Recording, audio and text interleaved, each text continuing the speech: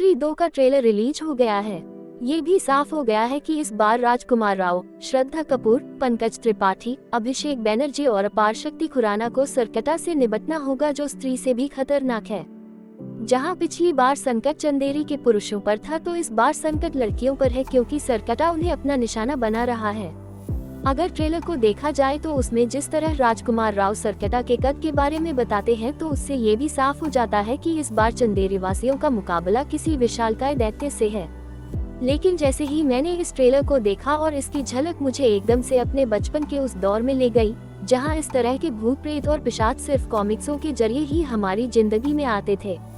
ये बात 1980 के दशक की है, जब डायमंड कॉमिक्स का दौर था और महीने में 2 से 3 बार कॉमिक्सों के नए सेट लॉन्च होते थे।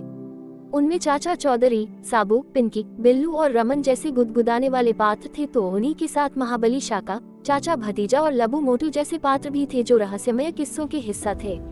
उसी दौरान लबू मोटू की कॉमिक्स का हिस्सा बना था ड्रैकुला, वो पिशाच जो खून चूसता था और इंसान को खत्म कर देता था। इस केस पर मशहूर जासूस लबू मोटू लगे थे और उनका कई बार सामना ड्रैकुला से हुआ भी था। इस सीरीज में कई कॉमिक्सें आई थी और हर बार कौतूहल यही रहता कि अब आगे क्या होगा। जैसे ही स्त्री 2 का ट्रेलर रिलीज हुआ, एकदम से जहन में यही ड्रैकुला दौड़ गया, क्योंकि सरकटा पहली नजर में एकदम इस ड्रैकुला जैसा ही नजर आता है। बेशक दोनों में काफी अंतर है, लेकिन जिस तरह की कल्पना 1980 के दशक में ड्रैकुला को लेकर की गई थी, वैसे ही कुछ स्त्री 2 के नए शैतान सरकटा को लेकर भी नजर आती है। फिर ट्रेलर को काफी पसंद भी किया जा रहा है, लेकिन कुल मिलाकर ये सरकटा अतीत के गलियारों में जरूर ले आया है। स्त्री 2 की बात करें तो राजकुमार राव, श्रद्धा कपूर, पंकज त्रिपाठी, अभिषेक बैनर्जी और अपार शक्ति खुराना की फिल्म 15 अगस्त को सिनेमाघरों में रिलीज होने जा रही है।